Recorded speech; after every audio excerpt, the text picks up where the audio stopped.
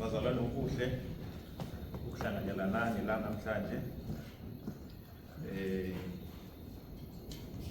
ngoba inkosi inathi namhlanje. Amen. Amen. When I received this topic, Uma ngithola lesihloko it came to my mind ufikile emqondweni wami while I was still in the varsity. ngisese university. I used to like to listen to Wilson B. Inkosi. Bengithanda ukulalela umsasazi uWilson B. Inkosi Poetry in Motion. ekhuluma ke ngohlelo lakhe iPoetry in Motion. Lapho there was a clip Kule hlelo lakho kwakunenye indatshana ayethula Crossroad. ethi ke la ukuphambana komgwaqo. When he think back, Uma ngicabanga ngibuyele emuva, did I made the right choice? ngabe ngenza isinqumo esihle na? Because in life, Ngoba empilweni you come across a crossroad. ngoba kufika la empilweni la okumele ukhethe khona And you have to make a decision. ola umile khona wenza khona isinqumo. When we were growing up back in the villages, Sisakhula ke le emakhaya we used to go to the mountain. besihamba siye entabeni, Sometimes you get lost. ngezinye izikhathi ke silahleke. There was no GPS Yayingekho ke lesi sisebe samanje iGPS because it was in the forest. ngoba kwakusehlathini.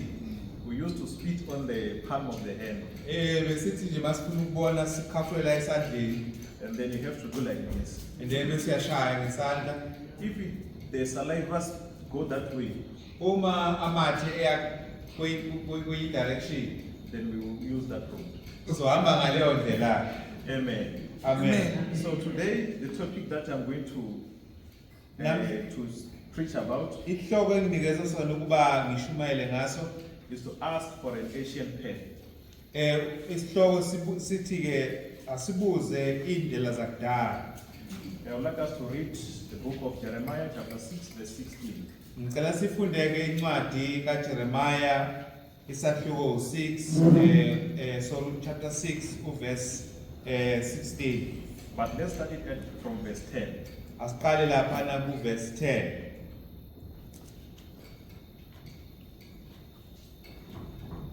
Jeremiah chapter 6 sizoqala ke lapha ku verse 10 to 16.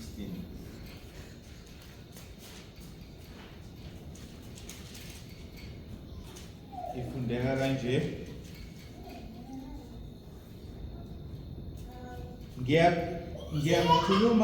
Ngiyakukhuluma kubani ngifakaze ukuba bezwe na?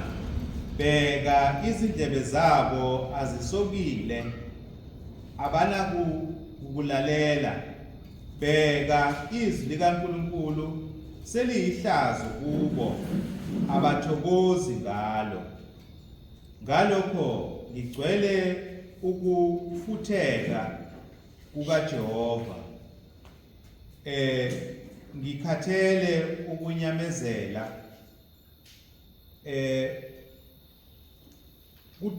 Kuthululele phezu kwabantwana ezintaladini nasemihlanganweni yezinsizwa kanye ukuba nendoda iyakuthathwa nomkakhe ogugileyo kanye nozinsuku zakhe zigcwele. Izindlu zabo ziyakunikelwa kwabanye amasimu abo. From verse 10 to 16. Okay. Izindlu zabo ziyakunikelwa kwabanye amasimu abo nawumkakho kanye ukuba ngiyokwelulela isandla sami kwabakhileyo ezweni usho uJehova. Ukuba kusukela kwabancane babo kuya kwabakhulu babo bayaphanga impango bonke nabaprofeti nabapristi bonke baqamba amanga. Bapholisa kalula ukulimala kwabantu bami. Bathi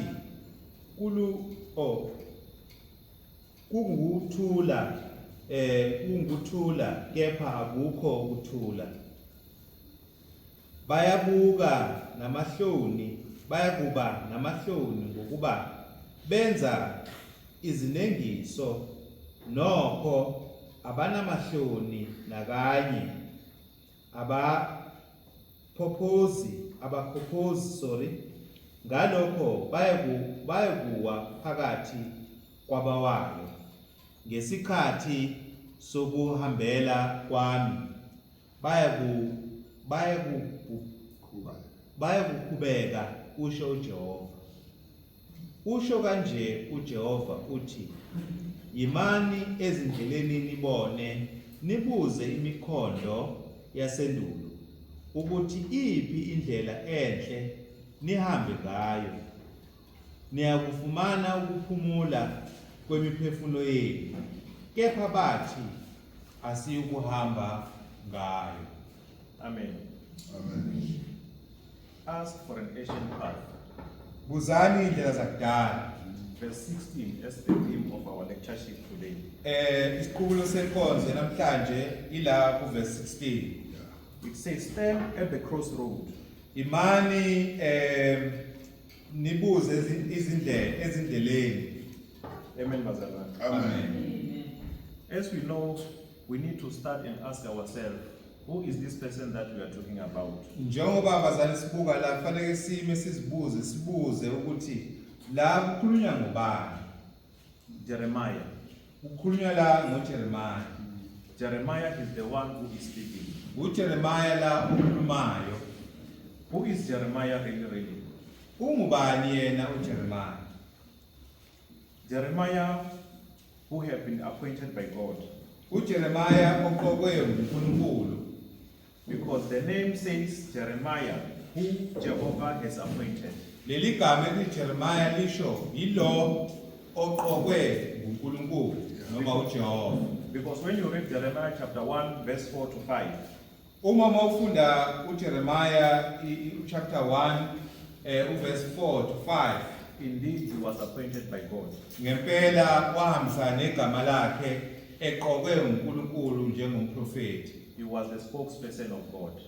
Wayekhulumela uNkulunkulu. Because we still remember when Masikhumbula bazalwane, when God appointed Moses, uma uNkulunkulu eqoka noma ebeka uMose, he said, go back to my children, wathi uMose buyela kubantwana bami, base Israel, abantwana bakwaIsrayeli, to rescue them ukuyobasindisa from Egypt. basindise eGibhithe. And then he said, I can't speak. Wathi uMose angikwazi ukukhuluma. And then he appointed Aaron. uNkulunkulu ke wasebeka nangu Aaron. He was Moses' advocate. Uye obezokhulumela uMose. He was the spokesperson of Moses. Wayezokhulumela uMose le eGibhithe. Here we found Jeremiah being the spokesperson of God, Laba zane sibona uJeremiah ekhulumela uNkulunkulu. telling the children of Israel, Azisa abantwana bakwaIsrayeli, this is what the Lord says. yilokhu uJehova akushoyo. Stand at the crossroad. Yimani ezindleleni. Amen. Amen. And then who was Jeremiah's father? Ubani owayenguyise kaJeremiah? His father was Hilkiah. Uyise wakhe kwakungu Hilkiah, Hilkiah igama lakhe, meaning portion of Jehovah. elisho ingxenye kaJehova. He was a priest who discovered the lost book. Uye owayengumpristi owathola incwadi kaJehova eyayisilahlekile During the reign of Josiah. ngalesikhathi uJosiah inkosi lencane itholakala lencwadi. 2 Kings chapter 22 verse 8. Amakhosi esibili chapter 22 verse 8. 22 verse 8.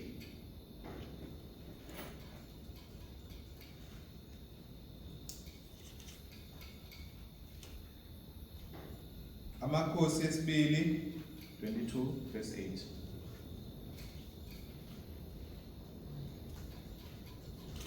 uHilikiya umpristi omkhulu wathi kuShafani umbhali, ngifumene incwadi yomthetho endlini kaJehova. uHilikiya wanika uShafani leyo ncwadi wayifunda. Amen. Amen. Hilkiah, Jeremiah's father, uHilikiya ke onguyise kaJeremiah, the one who have discovered the book of law, lo owathola incwadi yomthetho, he gave it to Shaphan. unikeza la igama la uShafani umbhali. And then scribe. Shaphan went and read it to the king. uShafani wahamba ke wayenkosini uJosiya eyifunda. And then the king was so surprised. Inkosi ke la yamangala uthola ukuthi kunendaba enje. And then he tore his clothes Kuthiwa wakhe kula ingubo ayigqokile because he knew that the children of Israel, ngoba waqonda ukuthi abantwana bakaIsrayeli they are disobedient. abamlalelanga uNkulunkulu. This reminds me Judges chapter 2 Lokhu verse 10. kukhumbuza incwadi yabahluleli uchapter 10 Chapter 2 verse 10. or u2 verse 10. It says, there comes a generation Kwavela izizukulwane that never knew God. esasingamazi uJehova. They never knew what God did to the children of Israel from Egypt. Babengazi ukuthi uNkulunkulu wenzani esebenza eGibhithe ekhulula abantwana bakaIsrayeli eGibhithe. Now let's look, where was he from? Ake sibuke ukuthi wayezalwa kuphi. He was from Anathoth. Kunendawo laphana ebizwa kuthiwa yiAnathoth. Anathoth. Yes. Anathoth. Meaning answers to prayers. Ethi balihumusha igama ukuphendula kwemkhuleko. This is the city which was allocated to the priests. Leli kwakuyidolobha elalinikezwe abapriest.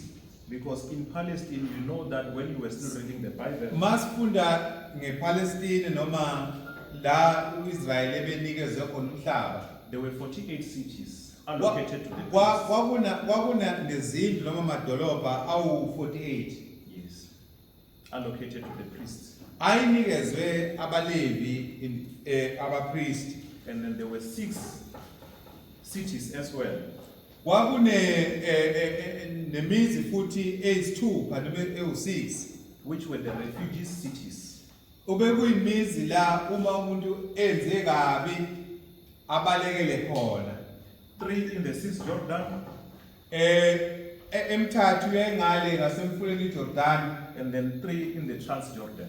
eminye isezansi umfula lo iJordan. So Anathoth was one of the city which was allocated to the priests. So le ndawo ke iAnathoth yayibekelwe kule mizi ebalwayo la yayibekelwe abapriest. And then it was located approximately 5 kilometers from Jerusalem. Le dolobha ke kuthiwa lali ngokulinganiswa ukubanzi noma idistance yayilinganiselwa ku5 kilometers usuzofika endaweni yaseJerusalem, idolobha iJerusalem. It will help us a lot Lokhu kuyosiza kakhulu ukuthola lolwazi noma lomlando. when we check the history of Israel, Uma ubukeza umlando kaIsrael or basically studying the word of God. noma masifunda izwi kaNkulunkulu, Because you know that we have got Old Testament, the New Testament. ngoba siyazi bafowethu ukuthi bazalwane sine Old Testament, sine Testament elisha. How does the Old Testament help us? Lisiza kanjani iTestament elidala ke singamaKristu? Romans chapter 15 verse 4. Incwadi yabaseRoma u15 uverse 4. baseRoma 15 uverse 4. Ngokuba konke okwalotshwa ngaphambili kwalotshelwa ukufundiswa kwethu ukuze ngokubekezela nangenduduzo yemibhalo sibe nethemba. Amen. Amen. So that we can have hope. Ukuze sibe nethemba, We take Old Testament as a reference or point of reference. sithatha iTestament elidala njengendawo la sibuka khona ukuthi into isuka. Now let's find out what was Jeremiah's mission. Ake sibukeke kwakuyini umsebenzi kaJeremiah. It was the last hope of people of God. Kwakuyithemba lokugcina labantu la uNkulunkulu ekhuluma ebantwini Before they were taken to captivity. ngaphambi kobathathe basiwe ekudingisweni la kuNebukadnezar. Because if we can still remember when we were reading the Bible, Masikhumbule bazalwane sifunda izwi, Israel went to captivity in 3 groups. siyazi ukuthi uJuda waya ekudingisweni igaba ezintathu. The first one, it was 606 BC. Abokuqala bahamba baya ngonyaka ka606 BC. The second one was 597 BC. Iqembu lesibili baya ngo506 597. or 597 BC. And the last one went by 586 BC. Abokugcina ke abathathwa ke uNebukadnezar baya ngonyaka ka 586 BC. 586 BC. Because when we speak about Israel, because we know that there was already a division. Masikhuluma ngoIsrael bazalwane masikhumbula babe hlukene kabili. There was northern part and the southern part. Kwakuno-Israel wasenhla no-Israel ongezansi. The southern part was the one of Judah, where Jeremiah was prophesying. Lo-Israel ongezansi ila uJeremiah ebeprofetha khona uJuda. In the tribal part of Benjamin. Emzini kaBenjamin. He preached the word so that they can repent, Washumayela izwi ukuze baphenduke, but they never listened to him. kodwa abazange bamlalele. Jeremiah chapter 6 verse 16. La besifunda khona-ke kuJeremiah 6 verse They 16. said we will never listen to you. Bathi angeke sikulalele. This reminds me the book of Acts chapter 7. Lokhu ngikhumbuza lapha encwadini yezenzo u7 During the time of Stephen, ngesikhathi sikaStefano when he was preaching to them. esashumayela uIsrael. He once called them you stiff-necked people. Wathi nina ontamo olukhulu. Amen, Mazaba. Amen. Amen. Because they never listened to what God said. Ngoba abazange balalele lokhu kusho uNkulunkulu. This made them to go to captivity. Kwabenza ukuba bayiswe ekudingisweni In Babylon. eBabylon. This you can remember in Psalm chapter 137. Masikhumbula bazalwane lapha kumahubo 137 They said in the river of Babylon. lithi lapha emfuleni eBabylon. That's where we hang our harps. Ila sibeka khona intshingo. Those who have captured us, they forced us to sing. Labo ke abasithumbile basiphoqa ukuba sicule. And then how can we sing Singacula kanjani, singahuba kanjani the joyful songs amaculo enjabulo when we are under slavery? uma la sithunjiwe sibanjiwe But ekudingisweni. they forgot Bakhohlwa that Jeremiah preached to them. bakhohlwa ukuthi uJeremiah washumayela kubo. And stand on the crossroad. Uthi wathi uJeremiah imani ezindleleni, Choose an ancient path. khethani indlela zakudala. But they never listened to him. Abazange balalele, They beat him. bamshaya, They arrested him. bambopha, They neglected him. bangamnaka, They embarrassed him. bamhlaza. Yeah. This is what happening today. Yilokho okwenzekalayo kubazalwane namhlanje. Preachers or evangelists, they are going out day and night, Abashumayeli bayaphuma ebusuku nasemini preaching the word of God, bashumayela ivangeli so that people can repent. ukuze abantu baphenduke. But people, they are not repenting. Abantu abaphenduki, They undermine the word of God. balidelela izwi likaNkulunkulu. More especially when they see you going with the flip-flops, Kakhulukazi uma bekubona uhamba ngobhaca, with a mere t-shirt, ngesikipa, even your lousy trouser, ngebhuluko lakhe lingekho lihle, they start to judge us. bese ke bayasahlula ngendlela ke sigqoke What ngayo. is he gonna tell us? Uzositshela He's not even holding a Mercedes-Benz key.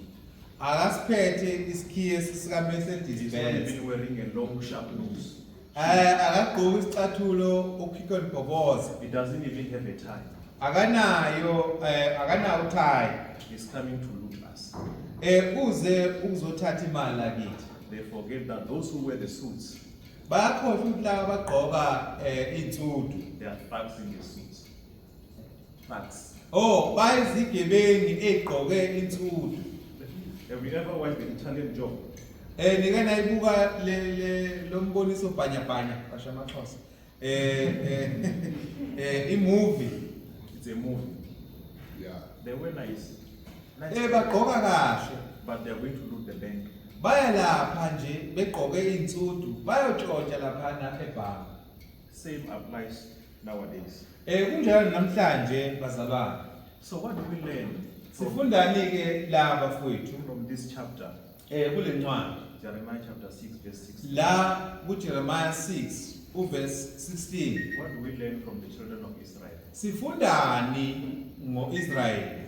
Because from the people of Israel, Kubantu bakwaIsrael from how they depart from God, uma besuka uNkulunkulu we learn how people today depart from the living God. sifunda futhi namhlanje ukuthi abantu basuka kanjani kuNkulunkulu. 1 Timothy chapter 4 verse 1. Ake siye ke Timothy uqala u4 Verse 1. siqale ke uverse 1. Timothy uqala chapter 4.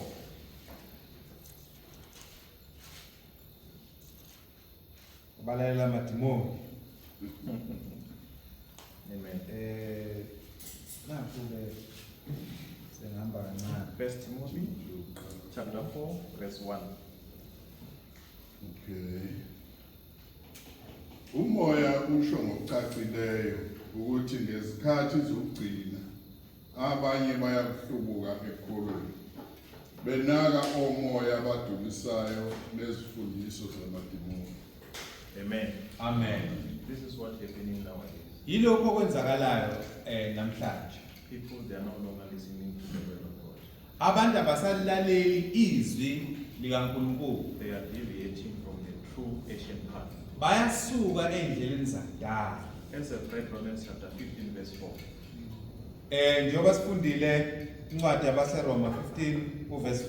For everything that was written in the past Konke lokho kwalotshwa endulo was written to teach us, kwabhala ukuba kusifundise so that through endurance ukuze ngokubekezela taught in the scriptures ngokufundiswa yizwi and the encouragement they provide, ngenkuthazo evela kulo izwi we might have hope. ukuze sibe nethemba.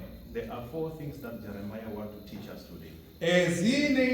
Zine izinto uJeremiah abefuna sizifunde namhlanje, Which also applies to us as they have namhlanje lezo zinto ezisamile nakithi that they have applied to the children of Israel. ezazifuneka futhi nakubo abantu bakaIsrael. Jeremiah chapter 6 verse 10. Jeremiah 6 verse 10.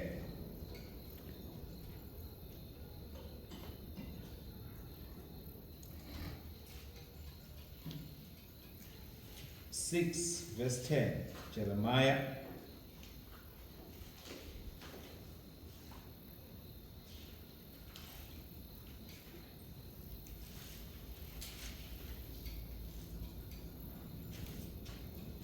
Yep. Yeah. Ngikukhuluma kubani ifakaze ukuba bezwe na bheka izindlebe zabo azisokile abanakulalela bheka izwi likaNkulunkulu seliyihlazo kubo abathokozi ngalo. Amen. 2 Timothy chapter 4 verse 3. Timothy wesibili Chapter 4 verse 3.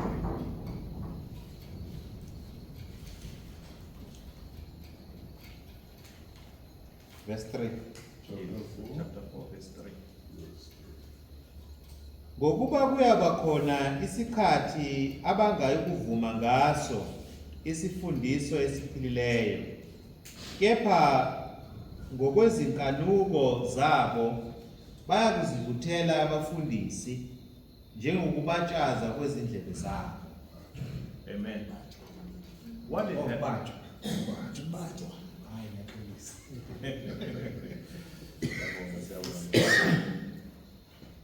So, what have happened to children of Israel? Ikuphi okwenzeka kubantwana bakwa-Israyeli? It's also happening now, Yilokho okwenzakalayo namhlanje to this time that we are living in. kulesikhathi esiphila kuso. They close their ears to the word. Bavala indlebe zabo ezwini.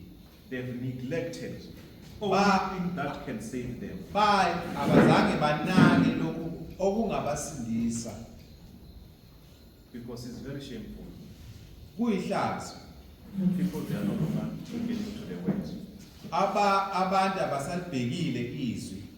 They undermine the true gospel of Christ. Balidelela ivangeli leqiniso Amen. lika Kristu. Amen. Romans chapter 1 verse 16. Paul saying, I'm not ashamed to preach the word of God. or the AbaseRoma 1 verse 16 uthi uPaul anginamahloni ngevangeli. Let's read Thessalonians chapter 2 Thessalonians chapter 2 verse 10. Ngoba seThesalonika besibili Chapter 2 verse 10. 2 verse 10. nangayo yonke inkohliso yokungalungi kwababhubhayo ngenxa yokuba bengavumanga ukuthanda iqiniso ukuze basindiswe. Amen. Amen. How can we undermine the word of God? Silidela kanjani izwi kaNkulunkulu? How can we neglect the word of God?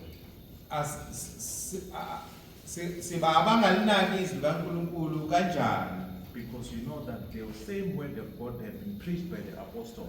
Ngoba lelizwi yilo futhi elashunyelwa abapostoli. And it has been passed on. Lanikezwa izizukulwane njengoba selifikile nakithi. Amen. Amen. That's why we find ourselves here today. Yingakho sitholakala sesilaba bazalwane. It's not because we are wise. Akusho ukuthi ngoba sihlakaniphile, Because God has helped us to open our mind kodwa uNkulunkulu usisizile ukuvula ingqondo zethu and accept the word of wisdom. ukuze sikwazi ukwamukela nokuthobela amazwi enhlakanipho. The writer of Hebrew also said, how can we escape? Umbhali wamaHebheru uthi singabalekela kanjani? Hebrews chapter 2 verse 3. AbaHebheru 2 Verse 3. uverse 3. 2 verse 3. Thina bamba mzamo. Thina siyakuphunyuka kanjani uma sidebesela ukusindiswa okungaka na okwakhulunywa kuqala ngenkosi kwaqiniswa kithi yilabo abangcwele. Amen. Amen. How shall we escape if we ignore such a great salvation? Thina siyakuphunyuka kanjani uma sidebesela ukusindiswa? Because we need to be like the Christian of the first century. Fanele sifane namaKristu ekhulu lokuqala. They never close their eyes. Abazange bavala amehlabo noma indlebe zabo.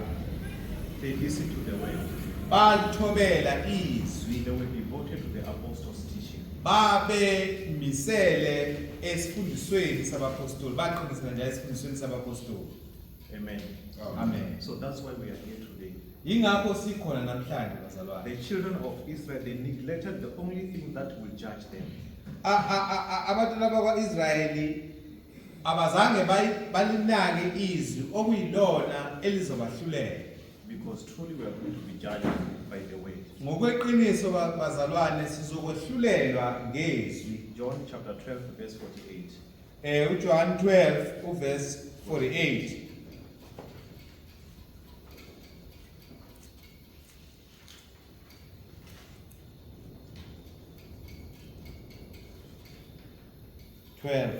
Verse 48. Ongalayo engawamukeli amazwi ami unomahlulelayo izwi engalikhulumayo ilona eliyakunahlulela ngosuku lokugcina. If we don't listen to the word, Uma singalithobeli izwi, the same word is the one that's going to judge. leli zwi ke esingazange silithobele yilo leli elokosahlulela ngosuku lokugcina. Yes. I plead with you, brethren, Ngiyanincenga bazalwane, let's not neglect the only thing that's going to judge us. masingadebeseli kuyinto noma izwi okuyilo zahlulela egcineni. Israel neglected the only thing that can equip them for every good work. U-Israyeli ngokudebesela azange athole into ezobasiza ukubakhulisa kuwo konke ukulunga. That's why they found them in captivity. Yingakho ke bayithola sebesendaweni la yokudingiswa noma bethunjiwe bethathiwe. The same applies to us today. Namhlanje kukanjalo nakithi bazalwane. If we don't listen to the word, Uma singalithobeli izwi, we're going to find ourselves in hell. so ithola sisesogwini. Amen. Amen. 2 Timothy chapter 3 verse 17. Second. Timothy Timotheo wesibili 3 verse 17. u3 uverse 17.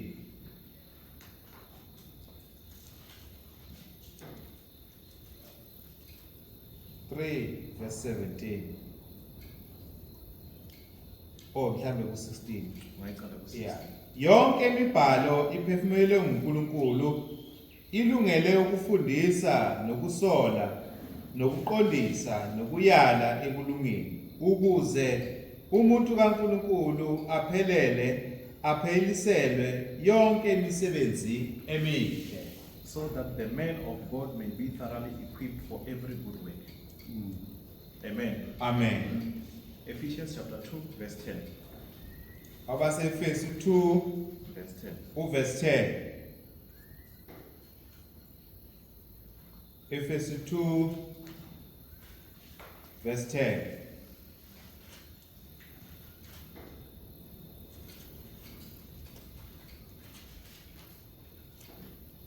Ngokuba singumsebenzi wakhe kuKristu Jesu, sadalelwa imisebenzi emihle ayilungisela ngaphambili uNkulunkulu ukuba sihambe kuyo. God prepared this in advance. uNkulunkulu walungisela lemisebenzi umhlaba ungakasekele. Amen. Amen. So that it can also come to us. Ukuze kufike nakithi, And then we need to be equipped through his word. fanele silungele futhi sikwazi ukukhula ezwini. Amen. Amen. So we must listen to the word of God. Fanele silithobele izwi likaNkulunkulu. Let us not close our ears, Asingavali indlebe zethu kulo izwi, because the word of God is the only word that can strengthen us. ngoba yilo kuphela izwi likaNkulunkulu elingasiqinisa. It always renew our mind. Yilo futhi elizohlambulula imiqondo yethu. We must remember that it's the only word that can speak unto us. Yilo kuphela izwi elingakhuluma kithina, And we also respond to him through our prayers. futhi sikwazi ukuphendula noma sikhulume noNkulunkulu ngemkhuleko. Point number 2. Iphuzu lesibili, They were materialistic. base bethanda izinto zezwe. Yeah. Jeremiah chapter 6 verse 13. Jeremiah 6 Verse 13.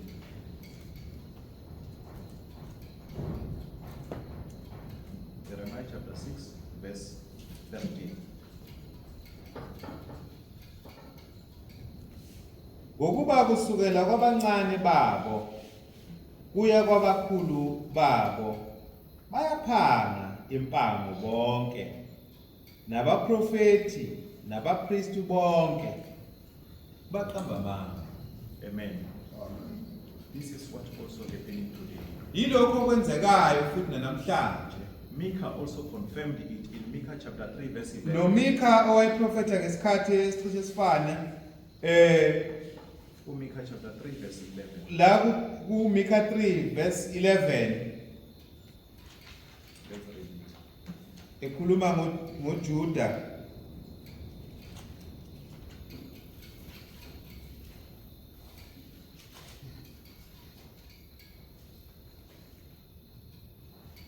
elizinhloko zalo zahlulela ngemivuzo.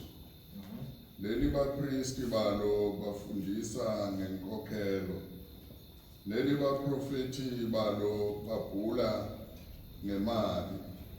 Bencike nokho uJehova. Bethi uJehova akaphakathi kwethu na. Asikwehlelwa ngokubi. Amen.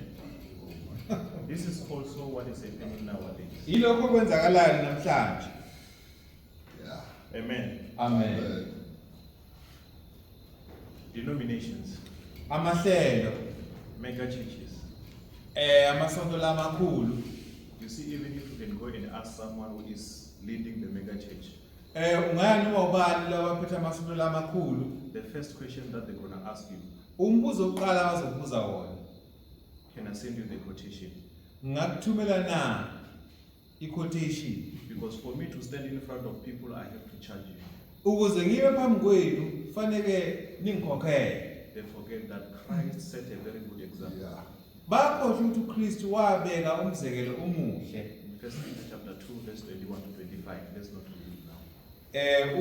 First Peter chapter 2 verse 21 Verse 21 to 25. to 25. That Christ set a very good example.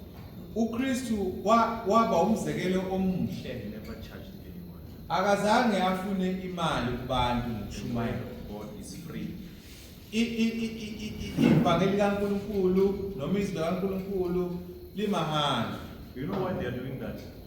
Yini enza ukuthi benze kanjalo? They preach the message that pleased people. Ingenxa ukuthi bashumayela lokho okuthandwa abantu. They want to fill their houses, or maybe they want to fill their church with a lot of people who are coming with evil money. Bafika ke bafuna lokhu ukuze kugcwale abantu labazoletha imali futhi ibuya ezintweni ezimbi. They preach materialistic prosperity gospel. Bashumayela ivangeli lenzuzo. Yeah. 2025 is going to be your year. Mawabuka e-TV olisemzalwane. Bathi unyaka 2025 unyaka wakho. You are going to be married. Uzoshada. You will have money. Uzoba nemali. You will have job. Uzoba nomsebenzi. You will be rich.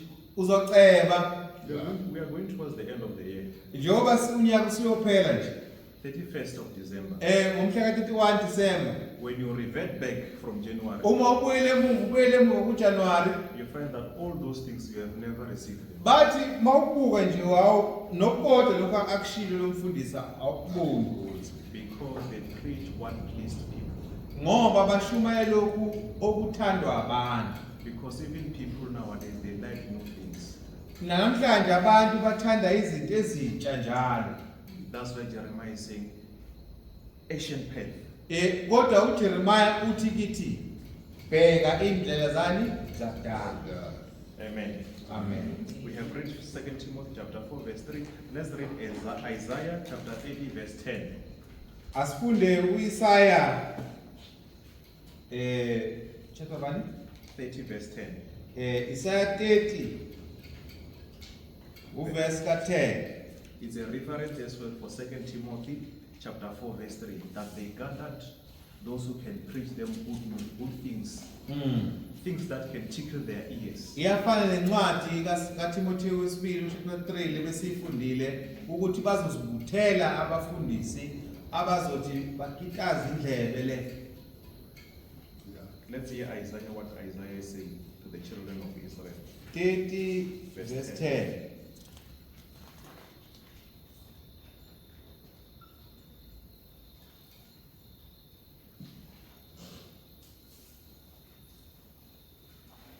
Abathi kubaboni ningabe nisabona nakubaprofeti ningasiprofetheli okuqinisileyo. Kepha khulumani kithina okuthophayo niprofethe inkohliso. Amen. Oh my God. Amen. They want to hear good things. Bafuna ukuzwa izinto ezigitazayo. They run away from the truth. babalekele iqiniso. They forget that Christ said the truth shall set you free. Bakhohlwa ukuthi uKristu wathi iqiniso liyakuNkulunkulu. I am the way, the truth, and the life. Uthi uKristu mina indlela neqiniso nokukhanya. Whoever comes to me will be saved. Ilo nalo zakimi uzosindiswa. Galatians chapter 1 verse 10. Galatia 1 verse 10. I will try to speed up. Ngizozama ukushesha bazalwane. Galatia verse 10. Verse 10. Ngokuba manje ngisincengela kubantu noma kuNkulunkulu na. Kukho ngifuna ukuzikholekisa kubantu yini. Uma bengisazi kholekisa kubantu kungaba kangisiyo incebo kaKristu. You are no longer the vessel of Christ. Awusisiyona incebo kaKristu. Once you start to preach what makes people happy, Mawusuqala ushumayela lokhu okuzogitaza abantu. your sermon is a joke after a joke. Isifundo sakho Joke after ihlale. pleasing people. Pleasing people. Oh, uthokozisa abantu. That's not what God wants. Akusikho lokhu uNkulunkulu akufunayo. I've once watched them in the TV as well. Ngake ngababuka la ku TV. I've never heard them talking about baptism. Angizange ngibeze bekhuluma ngobhaptizo. Whatever they're saying is about money. Bonke abakhulumayo uhlangane nemali. Materialistic prosperity gospel. Bashumayela ivangeli lenzuzo. They forget whatever belongs here will be left here. Bayakhohlwa ukuthi konke okukhona emhlabeni sokushiya la emhlabeni. They forget about the soul. Bayakhohlwa ngomphefumulo. Because their aim is to fill the building with sinners with money. Ngoba inhloso yabo ukugcwalisa lesi sakhiwo ngezoni eziphethe imali. Point number 3. Iphuzu lesithathu. They ignored sin. Israel ignored sin. Israel ignored sin. Isono bangasi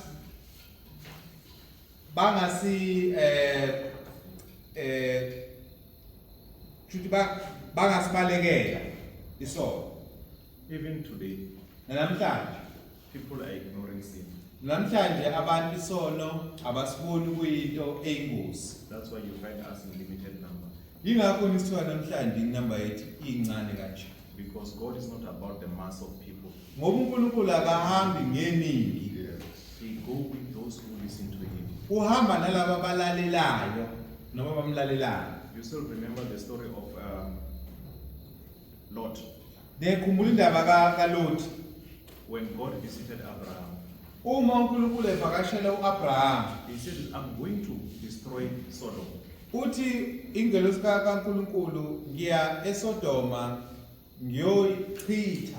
He said, please, can you please just try to find few people who are innocent of uAbraham uma esekhuluma naye uthi ngiyacela Nkosi, uma mhlambe kutholakala nje ingcosana elungileyo ungasindisa na isizwe. But Sodom was so disobedient towards God. Kodwa ubuhlungu indawo yaseSodoma yayingamlaleli uNkulunkulu. Because they ignored sin as well. Abantu ababehleli esonweni. We remember 1 Corinthians chapter 5, verse 1 and 2. Ake siye incwadi yabaseKorinte bokuqala. No, let's not read it. I'm just saying 1 Corinthians chapter 5, verse 1 and 2, if you can still remember. Masikhumbule incwadi yabaseKorinte bokuqala chapter 5 verse 1 and 2 And verse 6 as well. no verse 6. Paul was rebuking the Corinthians. uPaula wayesola ibandla laseKorinte. There was a son who took his father's wife. Kwakunendodana eyathatha unina noma unkosikazi kababwakhe kayise. It was so filthy. Kwakungcolile. They tried to protect the sin. Bazama ukuba sifihle isisono because they allow false teachers to give them word of comfort. ngoba bevumela abafundisi bamanga babaduduze esonweni. Sinners are praised and honored. Abenza okubi bayathuswa ebadleni.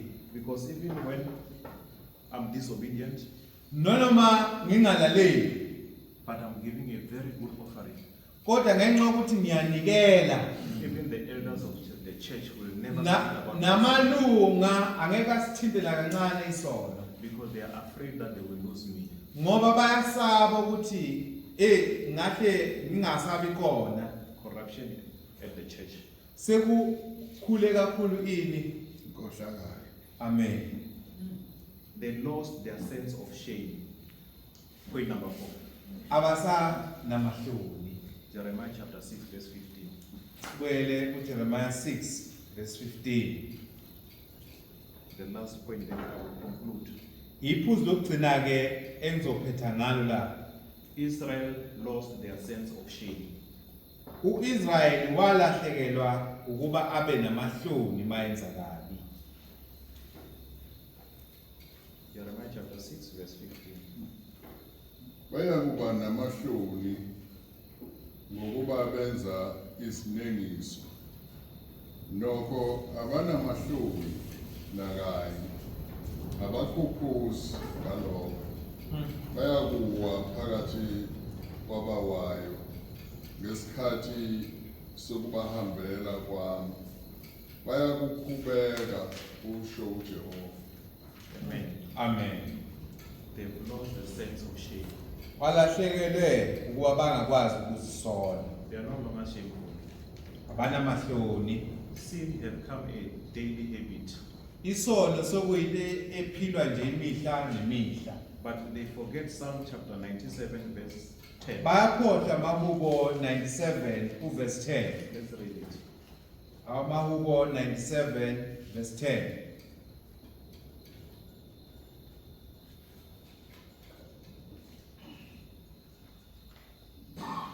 Nina elithanda uJehova zondani okubi.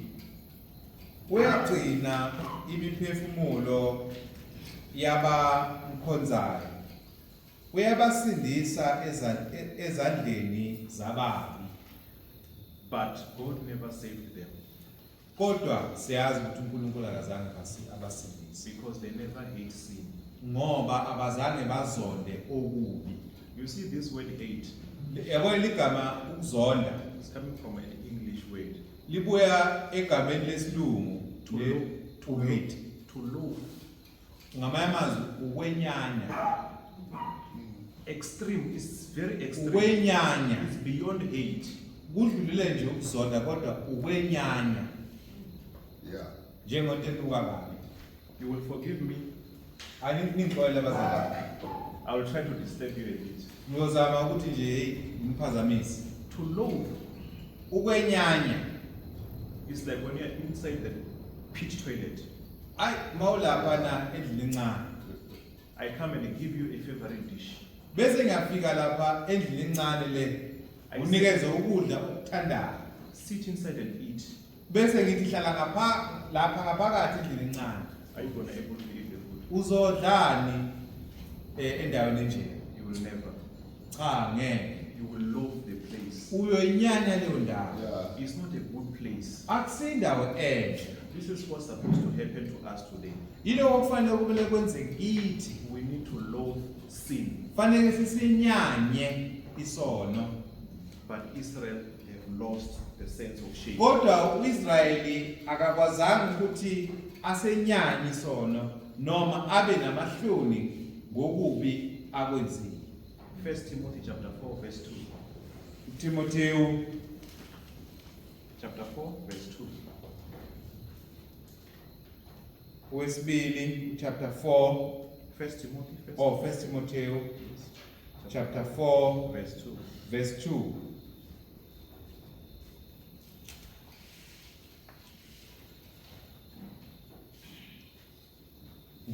Ngokuzenzisa kwabaqamba amanga abashiswe uphawu kunembeza wabo benqabela ukuganana bethi akuzilwe ukudla akudalayo uNkulunkulu ukuba kwamukelwe ngokubonga yibo abakholwayo nabalaziyo iqiniso. Amen. Amen. So we still remember Genesis chapter 3, Siyakhumbula uGenesis chapter 3 the falling of man. uma umuntu engena esonweni God came to the Garden of Eden. uNkulunkulu weza ensimini yase-Edeni. He asked for Adam, Adam, where are you? Wabuza uNkulunkulu, Adamu kuphi na? He said, I'm hidden. Wathi hayi ngifihliwe. Why? Yindaba uyifihliwe. Because I'm undressed. Ingenxa ukuthi hayi inqunu. Who told you that you are undressed? Ubani utethu kaunqunu? Because he has fallen. Inkinga yini usewile, usedlile emthini. Israel, they lost their sense of shame. uIsrael walahlekelwa ilento ukuthi ube namahloni ngokubi. Adam was so shameful. uAdam ke yena waba namahloni Because he knew that he did something wrong. ngoba unembeza wakhe wayemtshela ukuthi wenze kabi. People nowadays, when they do something wrong, Namhlanje uma abantu benze ukubi they are no longer shameful. haya basenawo amahloni. Dating each other in the church. Dating each other in the church. Uma bethandana ebandleni Snatching other people's wife. bathathe amakhosikazi abanye abazalwane, Snatching other people's husbands. bathathe abayeni babanye abazalwane, They make it a habit. bakwenze nje isikompilo. Even the youth is gonna see us as well. Uma bebona abadala benza kanjalo They're gonna do the same thing. bazokwenza njengalokho abadala benza. Then the church is lost. Then ibandla ke hayi selimoshakele. We are no longer shameful. Asisenawo amahloni. We are just coming here to make each other happy. Size nje la ukuzojabulisana nozothokozisana. But we have lost the sense of shame. Kodwa silahlekelwe ukumesaba uNkulunkulu namahloni. 1 Peter chapter 2, verse 21 to 25. uPetro oqala Chapter 2, verse 21 to 25, as I conclude. 2 verse 21 to 22 To 25. or 22 25. Chapter 2, verse 21 to 25. First Peter, ongenzanga isono yona. yeah, 1 Peter chapter 2, verse 21 to 25. Chapter 2 verse 21 to 25. Yebo. Yebo. All right. Ngokuba nabizelwa khona lokho ngokuba uKristu wahlushwa ngenxa yenu enishiyelwa isibonelo sokuba nilandele esinyathelweni zakhe ongenzanga isono akufunyanwanga nankohliso emlonyeni wakhe owathi ethukwa akaphindisanga athuke ehlushwa akasongelanga kepha wakunikela kuye owahlulela ngokulunga yena owathwala izono zethu emzimbeni wakhe emthini kuze kuthi sesifile ezonweni siphile ekulungeni oyena imivimbo yakhe naphulukiswa ngayo ngokuba beninjengezimvu ezidukileyo kodwa manje seniphendukele kumalusi nombonisi wemphefumulo yenu. Amen. Amen. When they ask you outside, Mobebuza la ngaphandle what religion are you on? bathi yiphi inkolo kuyo, I'm a Christian. uzothi ngumKristu. Do you follow all those things that Christ set as an example? Ngabe uyalandela konke lokhu okuthiwa uKristu wasinikeza umzekelo wazo na? Surely if we said I'm a Christian, Ngempela uma ngithi ngumKristu you need to do what Christ did. kumele wenze lokhu uKristu akwenzile. But you're not going to be crucified on the cross. Angeke ke wena ke uye esiphambanweni ubethelwe. You need to follow on his footsteps. Kumele uhambe enyatheni zakhe zempilo. John chapter 14, verse 15. uJohn uqala chapter 14, verse 14 verse 15. Can we read it? Asifunde bazalwane.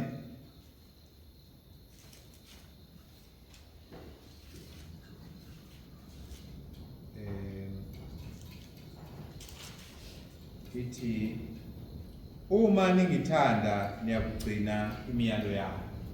If truly we love him, Uma simthanda ngempela we will obey him. siyomthobela. Same applies to John chapter 15 verse 4, 15 verse 14. Nakhona moya ukuthi 15 verse 14 kunjalo. It's also an inverse. Into ecisifane.